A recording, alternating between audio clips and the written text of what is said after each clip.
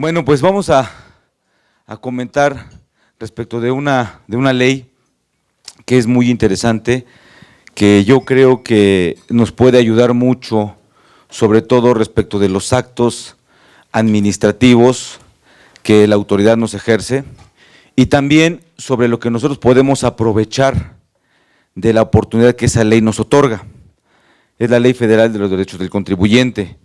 Es una ley que ya tiene algunos años, no es muy usual. Yo creo que, bueno, no es muy usual el usarla. Yo creo que a veces el cotidiano de nosotros, del día a día, de lo que estamos haciendo en las empresas, nos rebasa y no volteamos a verla. Es una ley que igual en principio la autoridad tampoco busca respetarnos hacia nosotros. Como que ahí está, pero nadie la usa. Lo que más usan de esa ley, y eso porque les perjudica a la autoridad, es lo que establece el artículo 23 de esa ley. Cuando la autoridad nos emite una liquidación, nos emite una resolución, ellos deben de poner en la resolución que tenemos acceso a los medios de defensa, así como también deben de poner que los plazos que tenemos para los medios de defensa. Si no lo hacen, el plazo se amplía. Eso sí lo han hecho, porque vemos que al final que nos emiten una resolución, pues lo ponen, ¿no? Pero también, eso es lo único que la autoridad ha estado cumpliendo o aplicando de esa ley, y de ahí en fuera lo demás le importa un cacahuate. Por ejemplo, también hay disposiciones en esa ley que se refieren a lo que son las devoluciones de los impuestos. Hay muchas cosas muy interesantes que vamos a platicar de esa ley. Permítanme nada más un momento, por favor.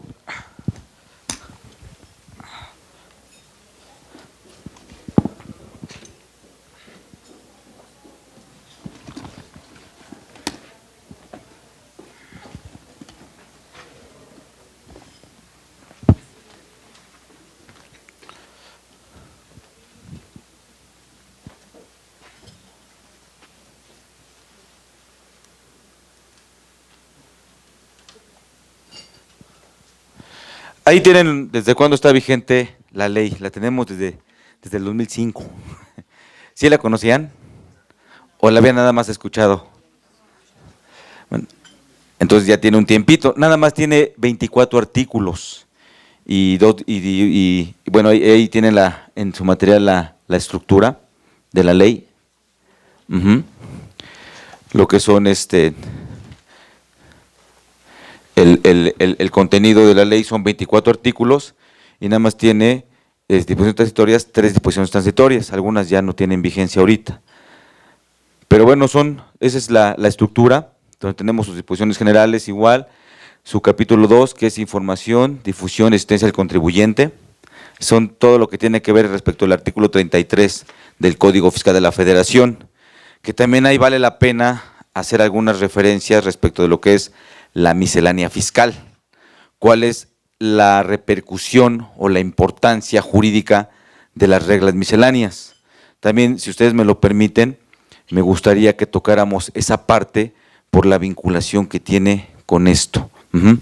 Las reglas misceláneas, pues bueno, hoy por hoy, lamentablemente la autoridad está, bueno, no tanto la autoridad, sino el Poder Ejecutivo, créanme que estamos en un presidencialismo total. El paquete económico que se acaba de presentar, y cada ejercicio así es, o cuando se emite una nueva ley fiscal o una reforma fiscal, todo eso realmente quien lo emite, quien lo elabora, quien lo redacta, quien lo escribe, es la Comisión de Hacienda. Ellos son quienes hacen la redacción. Esa redacción se presenta al Poder Ejecutivo para que el Poder Ejecutivo la presente al Congreso como iniciativa de ley o reforma, según es el caso, ¿no? Bueno, entonces, si nos damos cuenta, la Secretaría de Hacienda y Crédito Público pertenece al Poder Ejecutivo. Es una Secretaría de Estado que coadyuva al presidente, a la administración. Bueno, entonces, podemos decir que lo emite el presidente de la República. Es una Secretaría de Estado que pertenece al Poder Ejecutivo. Si nos damos cuenta, los reglamentos nos entregan su compilación fiscal. En sus compilaciones fiscales pueden ver que los reglamentos los expide el presidente de la República, en facultad que le confiere el artículo 89, fracción primera de la Constitución. Entonces, el reglamento también lo emite el presidente de la República. Y después tenemos el aderezo, que se llaman resolución miscelánea. Y vean ustedes cómo cada vez más disposiciones fiscales del Código Fiscal de la Federación, de la Ley de Impuesto sobre la Renta, van haciendo referencia a las reglas misceláneas. ¿Esto qué quiere decir? Que la ley o el Código Fiscal se están volviendo huecos, no podemos aplicarlos, pierden eficacia en la aplicación. Se requiere ese aderezo de las reglas misceláneas para que el Código Fiscal de la Federación, para que la Ley de Renta tenga aplicación. Entonces, y esto ha sido solapado por el Congreso aprueba esto. Ahora, ¿quién emite las reglas misceláneas? Una dependencia, un organismo descentralizado de la Secretaría de Hacienda y Crédito Público, que la Secretaría de Hacienda y Crédito Público pertenece al Poder Ejecutivo. Y ya ven que las mueven, las cambian como quieren, acaban de emitir reglas otra vez referentes a lo que es la contabilidad electrónica, ¿no? Entonces, eso no permite dar certidumbre, seguridad jurídica. Pero vean quién emite todas las disposiciones que inciden en la materia fiscal. El Poder Ejecutivo. Esto, al mismo tiempo, de alguna forma, de facto, están legislando. Y dice el artículo 49 de la Constitución que no puede recaer más de 2 funciones en un solo poder. Dice que el supremo poder para su ejercicio se divide en ejecutivo, legislativo y judicial. Y no pueden recaer más de 2 poderes en de 2 funciones en un solo poder. Y aquí vemos cómo de facto el poder ejecutivo está haciendo lo que se le antoja. Y de eso, los grandes amparistas y todo eso, yo no veo que se amparen de eso. Hay una violación clara al artículo 49, hay una violación clara al artículo 31, fracción cuarta de la Constitución, cuando estamos hablando del principio de legalidad tributaria. Todas las obligaciones, tanto formales como materiales de la obligación fiscal, cualquier obligación que tengamos, deben de estar contenidas en una ley, así lo exige la Constitución. Y sin embargo, vean lo que está pasando. ¿Esto por qué es así? Digo, finalmente tiene una razón, desde una cuestión de idiosincrasia, una cuestión de presión, e incluso de que la autoridad ejerza el mejor negocio que hay, que el mejor negocio que hay en todo el mundo es el miedo, ¿sí? El miedo es el mejor negocio que existe. Entonces, a través del miedo, de que te voy a revisar, te voy a hacer esto, y si no es como yo te lo digo, te vas a meter en problemas y bla, bla, bla, bla, bla, se está abusando. Y también se está abusando de algo que el gobierno federal perfectamente bien sabe, que quien va a buscar cumplir las obligaciones fiscales que están contenidas en las leyes fiscales, evidentemente, ¿quiénes son? Somos nosotros los contadores. Y nosotros los contadores que por formación profesional no tenemos esa cultura jurídica. Y aparte no nada más es cumplir con lo fiscal, la cuestión de la contabilidad y bla, bla, bla, todo lo accesorio que todos ustedes perfectamente bien saben, que nos distraen.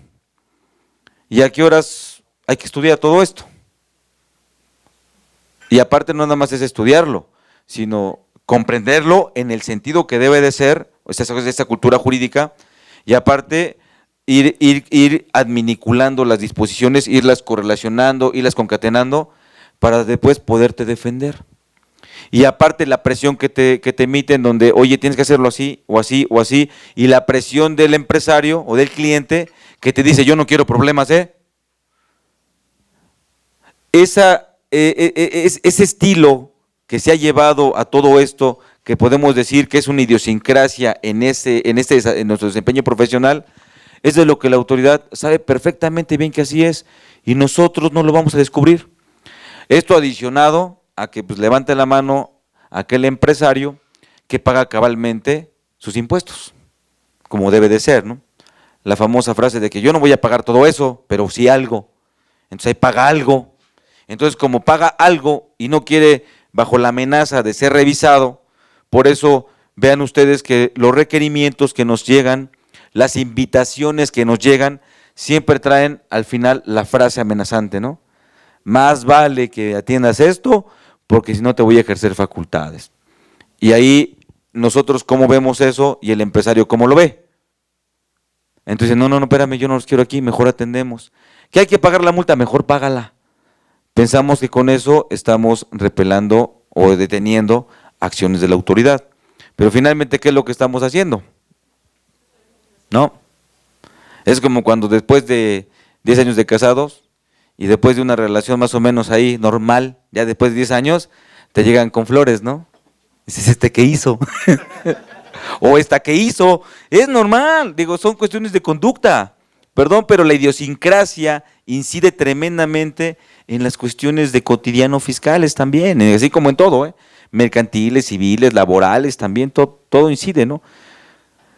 Entonces, el tema acá es, o la sugerencia que yo me permito hacer a todos ustedes, colegas, ¿sí todos contadores, contadoras? ¿Hay abogados? ¿Sí?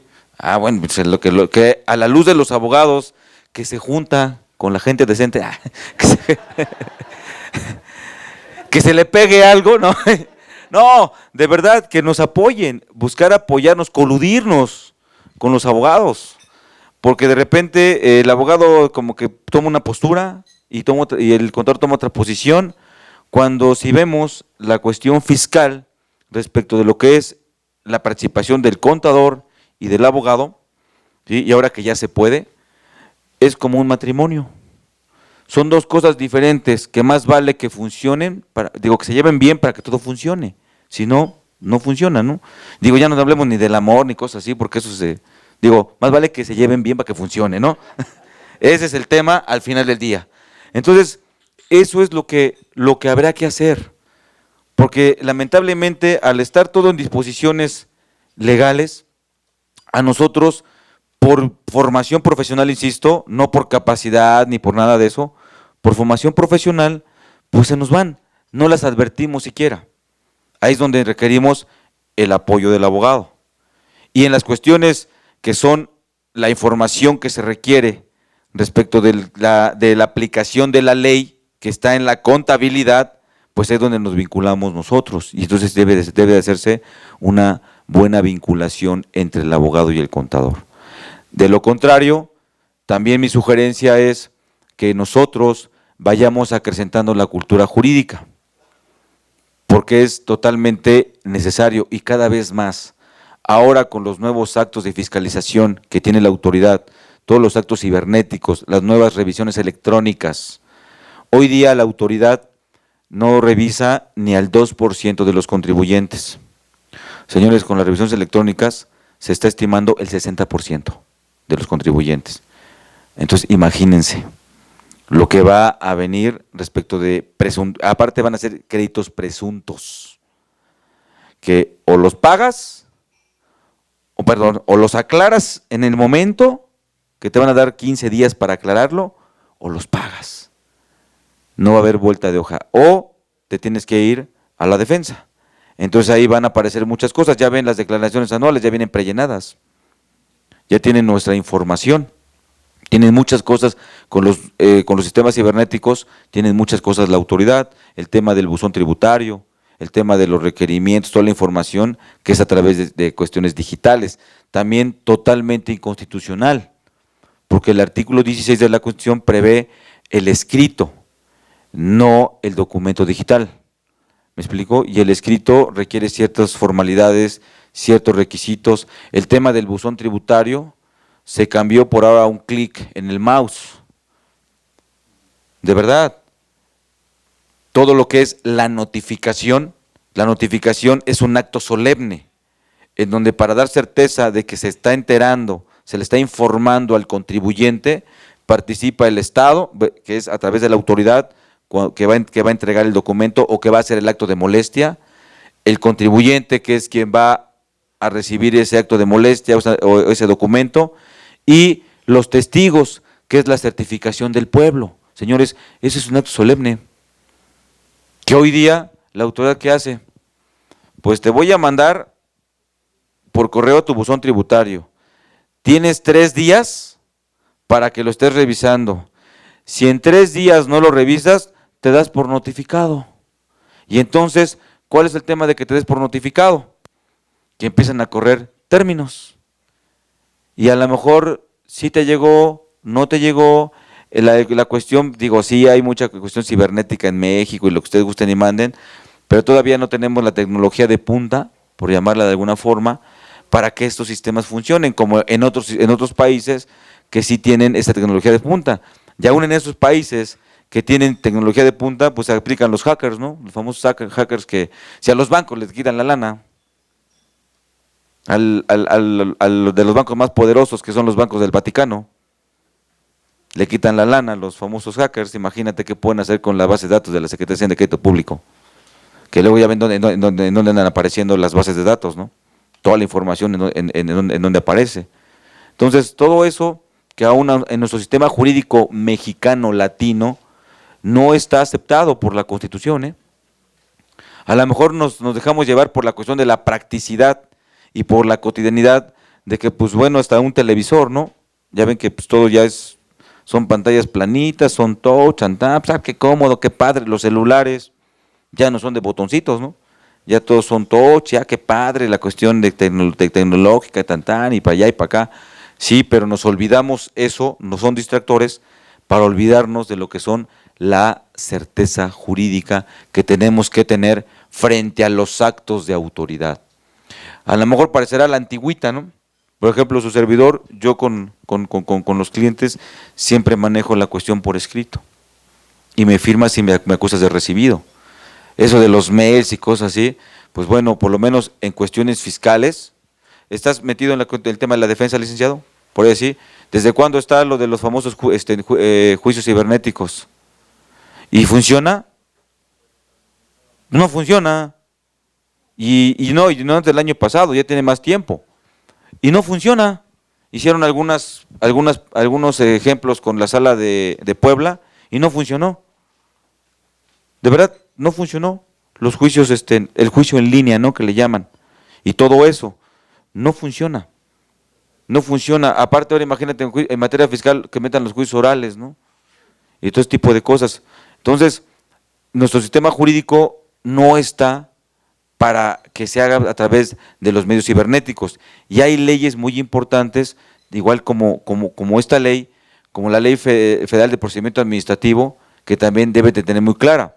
Esta ley, por lo que establece en su artículo 1, dice que tiene por objeto regular los derechos y garantías básicos, ¿sí? Los básicos de los contribuyentes, ¿sí? En sus relaciones con las autoridades fiscales. ¿Cuáles autoridades fiscales? Todas, ¿sí? Esta ley aplica para todas las autoridades fiscales, Secretaría de Crédito Público, Seguro Social, Infonavit y, en su caso, por los convenios de coordinación fiscal, cuando nos realiza alguna acción, la Secretaría de Finanzas también tiene aplicación. Y después establece que, fíjense lo que dice, en defecto de lo dispuesto en el presente ordenamiento, se aplicarán las leyes fiscales respectivas y el Código Fiscal de la Federación. Entonces, ¿esto qué quiere decir? Esto quiere decir que, así como igual el artículo 5 del Código Fiscal de la Federación nos dice que, en el segundo párrafo, dice que a falta de norma fiscal expresa, se aplicará supletoriamente las disposiciones del derecho federal común.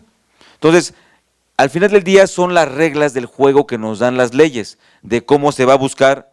Ahí lo que está reflejando es cómo se va a integrar la norma, cómo se va a complementar cuando no sea suficiente esa ley.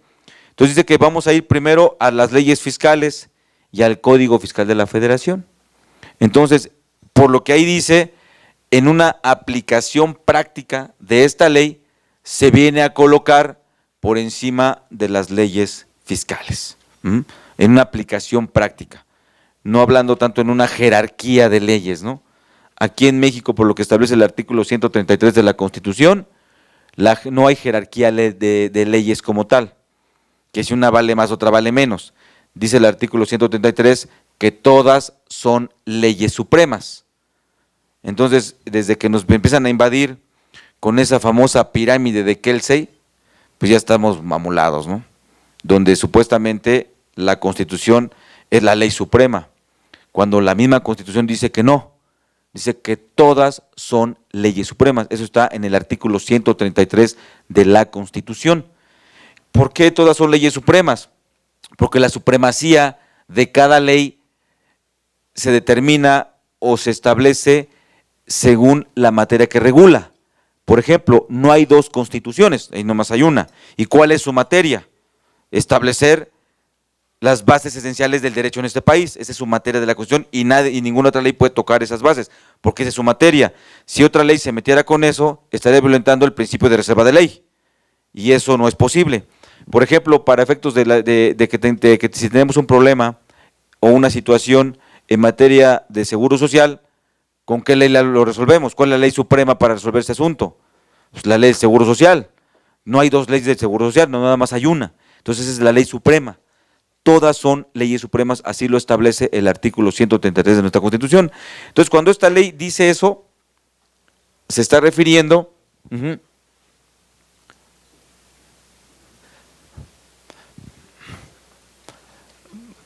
¿habrá forma de quitar esto y que se vea esto un poquito más? Sí. Es que soy muy torpe para todo esto. Bueno, para todo generalmente, pero lo cibernético más. No se me da mucho a mí el tema cibernético. Muy gentil, muchas. ¿Y lo podemos ampliar un poquito si es posible? ¿Sí? Ah, bueno. No. Bien. Entonces, vean, esta ley se viene a colocar en su aplicación práctica por lo que establece el primer párrafo sobre las leyes fiscales. Después tenemos el artículo segundo. Bueno, también hay cosa importante. Esta misma ley dice que lo establecido, lo que establecido hoy, es en beneficio de los contribuyentes. ¿Sí me explico? Ahí claramente lo dice. Y también para los responsables solidarios. O sea, ellos también pueden acogerse a esto. Recuerden que el responsable solidario está en el artículo 26 del Código Fiscal de la Federación. Ellos también les son aplicables, porque el responsable solidario no es el contribuyente. ¿Sí me explicó? No es él. Y el responsable solidario lo tenemos ¿dónde? En el artículo 26 del Código Fiscal de la Federación. También a ellos les es aplicable lo dispuesto por este ordenamiento. Tenemos que conocer cuáles son nuestros derechos. Eso está en el artículo segundo de la Ley Federal de los Derechos del Contribuyente. Ahí los tienen en... ¿Cómo puedo cambiar al material que tienen ellos? ¿No saben? ¿No?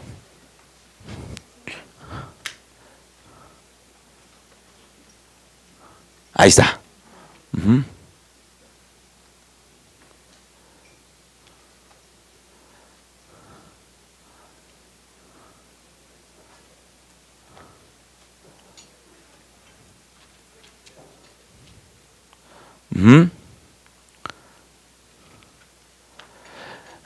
Ahí tenemos lo que son nuestros derechos. ¿Los conocen? Todos esos derechos tenemos. Tenemos que, o sea, no es es una obligación marcada por el artículo 33. Si ustedes, bueno, ustedes tengan su Código Fiscal de la Federación, vean, por ejemplo, ¿alguien tiene su código? ¿Sí? Gracias, contador. Vean el artículo 33 del Código Fiscal de la Federación.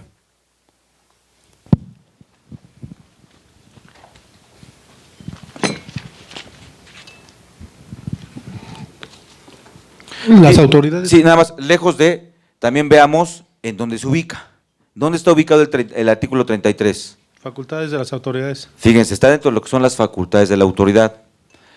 Pero no son facultades discrecionales, Acuérdense el principio, hay un principio básico respecto de la aplicación a la autoridad. La autoridad únicamente puede hacer lo que la ley expresamente le permite.